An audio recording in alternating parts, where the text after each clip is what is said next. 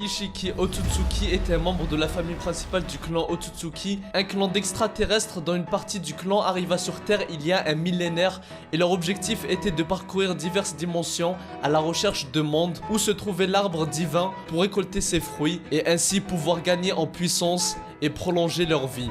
Ishiki était aussi le chef d'une terrible organisation, l'organisation Kara. Leur objectif était justement de cultiver un nouvel arbre pour aspirer toute vie sur Terre. Salut tout le monde, c'est Abdou, j'espère que vous allez tous très bien. Je vais vous raconter aujourd'hui l'histoire d'Ishiki Otsutsuki. N'hésitez pas à me proposer d'autres personnages dans les commentaires.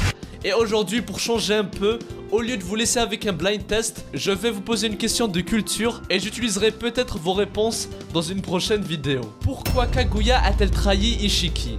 Bonne chance à tous. Le passé d'Ishiki. Il y a plus de 1000 ans, Ishiki est venu sur Terre en compagnie de Kaguya dans le but de planter un arbre et récolter son fruit de chakra. Et il faut savoir que Kaguya était de rang inférieur, donc c'est elle qui devait être sacrifiée pour créer le fruit de chakra. Elle aurait dû donc mourir pour Ishiki.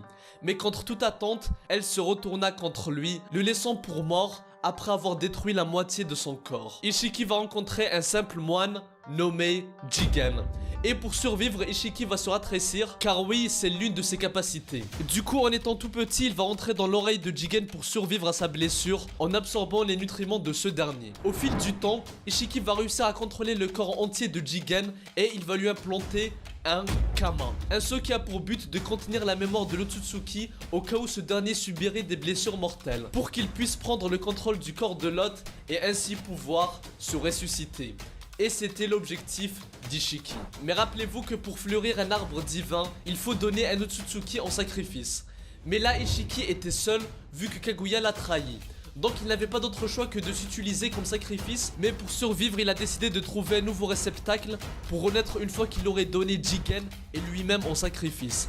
Et de toute façon il ne pouvait pas renaître dans le corps de Jigen car celui-ci n'a pas un corps adapté et sera incapable de supporter son chakra. Donc s'il venait à renaître en Jigen, ce dernier mourrait quelques jours plus tard. Ensuite, Ishiki va créer l'organisation Kara pour obtenir le fruit de chakra en cultivant un nouvel arbre divin assez grand pour dévorer toute vie sur Terre. Ishiki va trouver Kawaki quand il était enfant et il va donner une grande somme d'argent à son père pour qu'il laisse Kawaki partir avec lui. Et sur la route, il va tuer une personne qui voulait lui aussi s'emparer de Kawaki. Il va donc devenir en quelque sorte le nouveau père de Kawaki. Et avec l'aide d'Amado, ils vont tenter d'implanter le Kama en Kawaki, Code et 13 autres garçons. Mais Kawaki fut le seul à réussir, tandis que Code obtient Kama blanc incomplet et tous les autres garçons vont mourir. Ishiki va faire subir à Kawaki un entraînement terrible et il sera très sévère avec ce dernier pour qu'il puisse maîtriser le Kama et il lui dira à plusieurs reprises que sa seule valeur en tant qu'être humain est d'être son réceptacle et rien d'autre. Arc du démarrage de Kara. Cet arc n'existe pas dans le manga, mais dans l'anime, Ishiki a convoqué les internes pour les informer que l'une de leurs installations à Amegakure a été détruite par un externe. Et plus tard, après l'échec du complot de Victor qui voulait faire pousser un autre arbre divin, Ishiki va lui parler en privé car il commençait à avoir des doutes sur ce dernier. Mais Victor va mentir en disant que c'était Deepa, un des externes, qui était responsable de tout ça. Ishiki ne va pas le croire aussi facilement et il va continuer à avoir des soupçons. Mais cette fois-là, il va laisser Victor s'en aller en lui donnant un dernier avertissement. L'arc d'Ao. Cet arc existe dans le manga, mais dans l'anime, il y a eu plusieurs ajouts.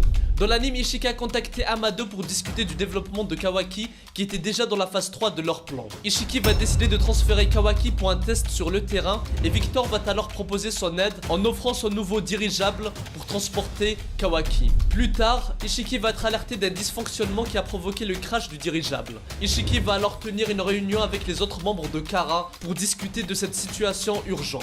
Et il va confier à Kashin Koji la mission de récupérer Kawaki. Dans l'anime, on verra qu'Ishiki a récupéré le cadavre de Deepa pour apprendre la vérité sur la trahison de Victor. Après avoir jugé que Deepa était devenu inutile, Ishiki va demander à Amado de s'en débarrasser et il va ordonner à Kashin Koji d'aller tuer Victor. Après ça, Ishiki va révéler ses soupçons selon lesquels le crash du dirigeable n'a pas été provoqué par Victor, mais plutôt d'une autre personne qui a profité de la trahison de Victor pour masquer ses propres actions.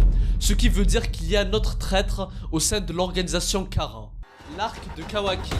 Ishiki sera vu en train de manger un repas avec Delta qui va exprimer sa frustration sur le fait que Kawaki n'a toujours pas été retrouvé. Ishiki va donc lui donner la permission de participer à la recherche de Kawaki à condition qu'elle suive les ordres de Kashin Koji. Plus tard, après la défaite de Delta contre le seul et unique Naruto Uzumaki, elle va révéler à Ishiki que Kashin Koji avait retardé la récupération de Kawaki pour étudier le cas de Boruto, car il a appris que ce dernier possédait lui aussi un Kama. Ishiki va se mettre à sourire et il va déduire que Momoshiki est sûrement celui qui a placé un Kama sur Boruto. Et si vous ne l'avez pas compris, Ishiki est ravi d'apprendre ça car maintenant il peut donner Boruto en tant que sacrifice pour produire le fruit de chakra. Peu de temps plus tard, Ishiki sera vu par Sasuke en train de parler à un Jubi. Et ce dernier va absorber son chakra à l'aide de son Kama et à la fin il dira qu'il est temps de rendre visite à Boruto et Kawaki. Ishiki va donc se rendre au domicile des Uzumaki et il va tenter de capturer Kawaki. Et il va donc envoyer Naruto dans une autre dimension avec l'intention de l'abandonner ici jusqu'à sa mort. Mais il se fera attaquer par Sasuke qui était déjà infiltré dans cette dimension. Au cours du combat, il va libérer la pleine puissance de son Kama. Et il sera l'adversaire le plus redoutable que Naruto et Sasuke ont connu depuis très longtemps. Mais ces derniers ne vont pas se laisser faire et après un court affrontement, le corps de Jigen va commencer à s'effondrer et Ishiki va se rendre compte à quel point le corps de Jigen est faible et n'est pas apte à être son réceptacle.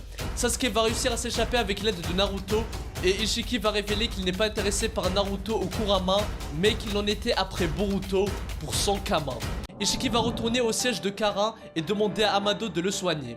Il se dira alors que Boruto et Kawaki deviendront des Otsutsuki parfaits et formeraient un arbre divin pour consommer toute vie sur Terre. Au passage, Ishiki a envoyé Code pour surveiller Jubi. Plus tard, il sera vu en train de discuter avec Kashin Koji qui lui demandera pourquoi il avait été chargé de récupérer Kawaki alors qu'Ishiki pouvait se téléporter où se trouvait Kawaki et le récupérer sans aucun problème.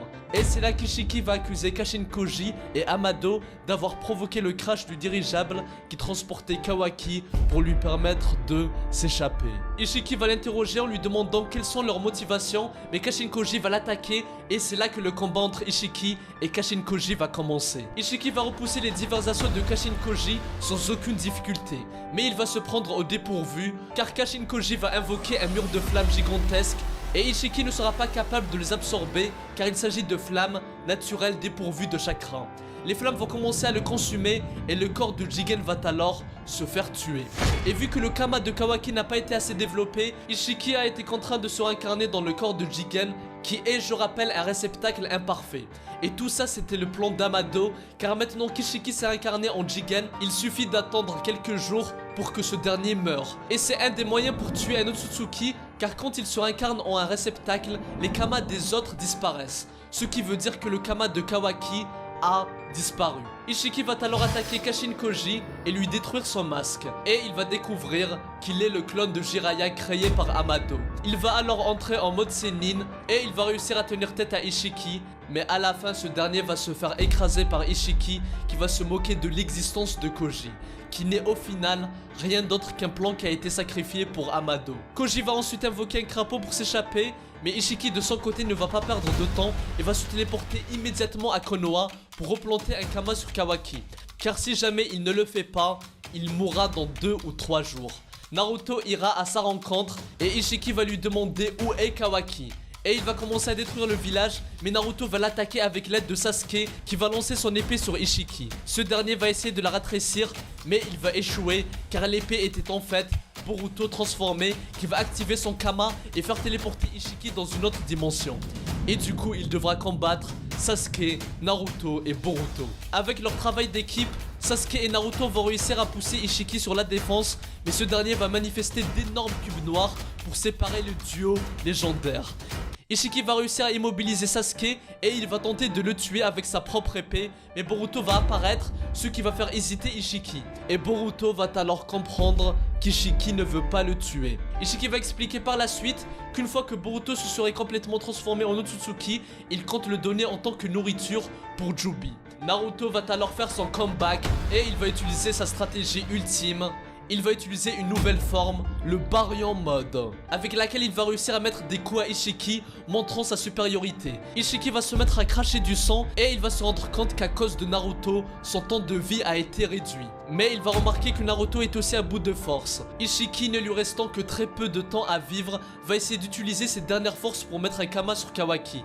Et il va utiliser l'amour qu'il a pour Naruto contre lui, en menaçant de tuer Naruto s'il ne se montrait pas. Kawaki n'aura pas d'autre choix que de se montrer, et Ishiki va donc marquer à nouveau Kawaki, déclarant sa victoire. Mais il va remarquer que la marque de Kawaki va alors disparaître et Ishiki va être choqué, se demandant comment est-ce possible. Kawaki s'est révélé n'être qu'un clone et du coup mettre un Kama sur un clone de Kawaki est inutile. Kawaki lui prouvera au dernier moment que sa seule valeur n'est pas seulement d'être un réceptacle et qu'il a les capacités de protéger les personnes qu'il aime. Finalement, le temps d'Ishiki s'est écoulé, il va être réduit en poussière et c'est ainsi qu'Ishiki Otsutsuki est mort. Mais malgré sa disparition, il va entrer en contact avec Code à travers son Kama blanc. Ishiki lui dira de poursuivre la volonté du clan Otsutsuki en capturant Boruto et Kawaki pour nourrir Jubi et dévorer le fruit divin pour devenir lui-même un Otsutsuki. Code va alors accepter sa dernière requête et lui demande les noms de ceux qui l'ont tué afin qu'il puisse le venger. Juste avant de disparaître, Ishiki va lui donner tous les noms: Kawaki, Amado le traître, Sasuke Uchiha, Lokage Naruto Uzumaki et enfin le réceptacle de Momoshiki, Boruto Uzumaki. Et c'est ainsi que se termine l'histoire d'Otsutsuki Ishiki, un personnage arrogant et pragmatique qui ne se souciait pas des autres et ne désirait de vivre que pour accomplir ses propres objectifs. Même les membres de son organisation n'étaient que des outils pour lui. Mais son arrogance l'a perdu, il considérait le reste du monde comme des êtres inférieurs et au final, il s'est fait battre et tuer par ces derniers. Adieu, Otsutsuki Ishiki. Personnellement, j'espère ne jamais te revoir, même si t'es un personnage intéressant et plein de mystères. Voilà les amis, j'espère que ça vous a plu. N'oubliez pas de vous abonner et de liker la vidéo pour soutenir la chaîne. Le Twitter et le Discord sont en description. Moi je vous dis à très bientôt et que la paix soit sur vous. Hello, Psy, Kankuro.